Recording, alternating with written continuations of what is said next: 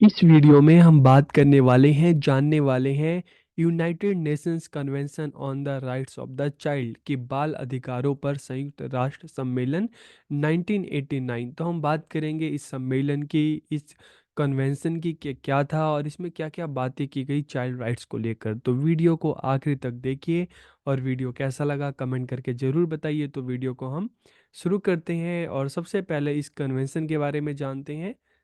On November 20 1989 the UNCRC, इसको short में क्या कहते हैं, UNCRC was organise by the United Nations General Assembly in which various countries participated. कि अगर हम बात करें 20 नवंबर 1989 को, तो संयुक्त राष्ट्र की जो महासभा है उसके द्वारा बाल अधिकारों पर संयुक्त राष्ट्र सम्मेलन का आयोजन किया गया।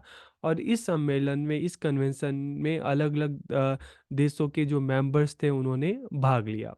इस सम्मेलन में संयुक्त राष्ट्र महासभा द्वारा बच्चों के अधिकारों की सुरक्षा संबंधी एक प्रस्ताव पारित किया गया। इस समझौते को मानव अधिकार समझौते के रूप में भी स्वीकार किया गया। The objective of this conference was to liberate children anywhere from hatred exploitation and abuse. के इस सम्मेलन का उद्देश्य क्या था कि बच्चों को कहीं भी घृणा, शोषण और दुरुपयोग से मुक्ति दिलाना था। इस समय से जब ये कॉन्फ्रेंस हुआ, ठीक है, तो उस समय से लेकर हम आगे देखें तो 193 देशों द्वारा इस घोषणा पत्र की पुष्टि की गई। मतलब क्या था कि इस कन्वेंशन के जो भी प्रोविजंस थे, जो भी इसमें चाइल्ड राइट्स को लेकर बात की गई थी, तो 193 देशों ने इस पर क्या किया, इस पे साइन किया कि ये जो राइट्स हैं, बच्चों के अधिकार हैं, इसको हम भी अपने यहाँ पर इसको लागू करेंगे। तो अब हम बात करते हैं कि ये आर्टिकल्स कौन कौन से थे। तो देखिए, यहाँ पे टोटल 50+ आर्टिकल्स उनकी बात की गई है, लेकिन अब एग्ज़ाम में आएगा तो सभी तो आप लिख नहीं सकते। तो इसमें से जो जो आर्टिकल आपको याद होते हैं, मेन मेन है, आप उसको लिख सकते हैं। तो हम एक बार देख लेते हैं ये जो सारे आर्टिकल्स हैं इनके बारे में। तो आर्टिकल 1 की अगर हम बात करें तो देखो, ये आर्टिकल साफ ये कहता है कि इसमें जो भी बातें की गई हैं, जो भी बच्चों के लिए 18 साल से कम के बच्चे हैं उनके लिए बात की गई है, ठीक है। आर्टिकल 2 की बात करें तो भेदभाव से सुरक्षा का अधिकार, right to protection from discrimination. और आर्टिकल 3 की अगर हम बात करते हैं तो इसमें क्या कहा गया है कि government and non government institution should work for the welfare of children. की विभिन्न सरकारी और गैर सरकारी जो एनजीओ से वो बच्चों के हित के लिए, उनके भले के लिए काम करेंगे।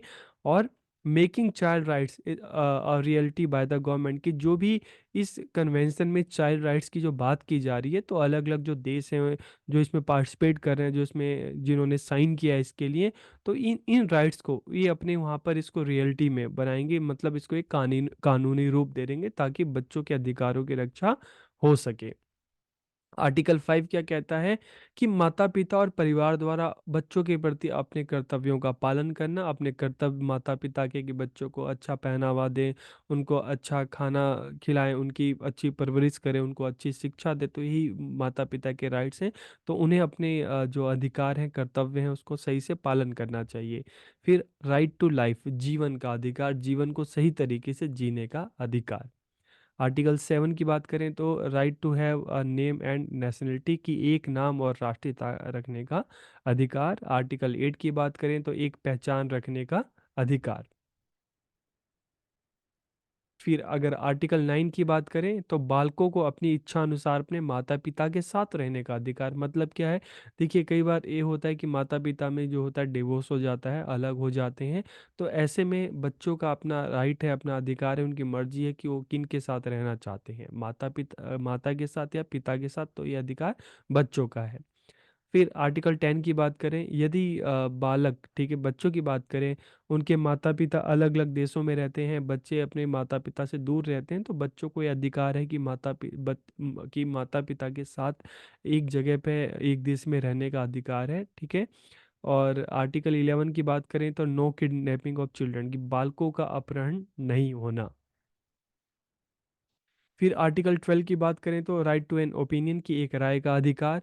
आर्टिकल 13 की बात करें तो राइट टू एक्सप्रेशन, अभिव्यक्ति का अधिकार।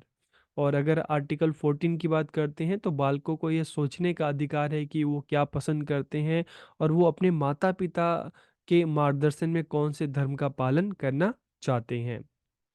फिर अगर हम आर्टिकल 15 की बात करें तो दोस्तों के साथ रहने, अलग-अलग जो क्लब होते हैं उनमें शामिल होने या उनका गठन करने का अधिकार है। Right to private life article 16। Article 17 की बात करें तो children's right to collect information from the media, कि बच्चों को मीडिया से जानकारी एकत्र करने का अधिकार है। और अगर आर्टिकल 18 की बात करें तो right of the child to be brought up by his parents, कि बच्चों को अपने माता-पिता द्वारा पाले जाने का अधिकार है, ठीक है? तो बच्चों का अधिकार है कि भई कि उनके जो माता-पिता हैं वो अपने बच्चों का सही से पालन-पोषण करें। फिर आर्टिकल 19 की बात करते हैं तो बच्चों को चोट या बुरे व्यवहार से संरक्षण का अधिकार। आर्टिकल 20 क्या कहता है कि अपने माता-पिता के साथ न रहने की स्थिति में बच्चों को विशेष सुरक्षा का अधिकार है। और आर्टिकल 21 कहता है कि जिन बच्चों को गोद लिया जाता है तो जो उनके केयर टेकर होते हैं, ठीक है? उनको उनकी ये रिस्पॉन्सिबिलिटी कि उन बच्चों का सही से ख़्याल रखें, ध्यान रखें। और आर्टिकल 22 कहता है कि जो शरणार्थी बच्चे हैं, जो रिफ्यूजी बच्चे हैं, ठीक है? उनको विशेष सुरक्षा और सहायता पाने का अधिकार। आर्टिकल 23 की बात करें तो मानसिक या शारीरिक रूप से अक्षम बच्चे को विशेष देखभाल और शिक्षा का अधिकार। आर्टिकल 24 कहता है कि बच्चों को अच्छे स्वास्थ्य और चिकित्सा देखभाल की जानकारी पाने का अधिकार है। और आर्टिकल 25 क्या कहता है कि घर से दूर रहने वाले बच्चे को अपने रहने की व्यवस्था नियमित रूप से जांचने का अधिकार है। और आर्टिकल 26 कहता है कि गरीब या ज़रूरतमंद बच्चों को सरकार से सहायता पाने का अधिकार। आर्टिकल 27 कहता है कि बच्चों को अपने जीवन के सही स्तर को बनाए रखने का अधिकार है। और आर्टिकल 28 और 29 कहता है कि बच्चों को अपने व्यक्तित्व के विकास के लिए शिक्षा का अधिकार। आर्टिकल 30 क्या कहता है कि बच्चों को अपनी संस्कृति, भाषा व धर्म का पालन करने का अधिकार है। और आर्टिकल 31 कहता है कि बच्चों को खेलने, आराम करने, नाटक, संगीत आदि का अधिकार है। आर्टिकल 32 बच्चों के स्वास्थ्य और शिक्षा हेतु जो अनुपयुक्त कार्य हैं, ठीक है, उनसे सुरक्षा का अधिकार है। और आर्टिकल 33 कहता है कि बच्चों को खतरनाक दवाओं से सुरक्षित रखने का अधिकार है। आर्टिकल 34 बच्चों को यौन शोषण से संरक्षित करने का अधिकार। और 35 क्या कहता है कि कोई किसी को भी बच्चों के अपहरण या बेचने की अनुमति ना होना, तो इनसे सुरक्षा बच्चों की। आर्टिकल 36 कहता है कि बच्चों को किसी भी प्रकार के शोषण से सुरक्षा का अधिकार। 37 कि बच्चों को अमानवीय तरीके से दंडित ना करना। और 38 कहता है कि बच्चों को युद्ध के समय सुरक्षा का अधिकार। और साथ ही 14 साल से कम उम्र के बच्चों को सेना में शामिल नहीं करना।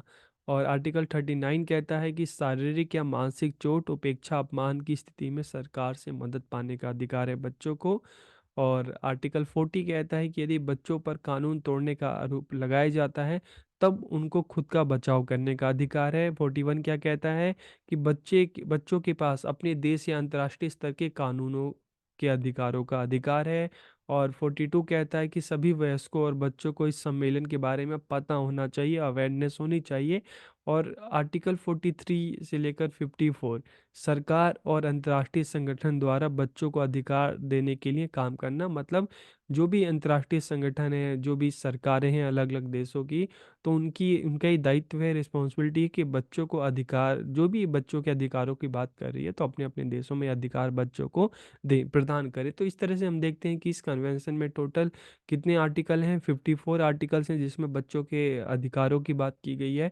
और साथ ही ये भी बात की गई कि जो भी अलग अलग देश हैं, ठीक है, इन पर साइन कर रहे हैं, यूएनसीआरसी पे साइन कर रहे हैं, तो इन राइट्स को अपने अपने देशों में इसको अपनाएंगे, लागू करेंगे ताकि बच्चों के अधिकारों की रक्षा हो सके। तो इस तरह से इस वीडियो में हमने यूएनसीआरसी के बारे में जाना कि क्या है, इसमें क्या क्या प्रोविजंस हैं। तो वीडियो आपको कैसा लगा कमेंट करके ज़रूर बताइए।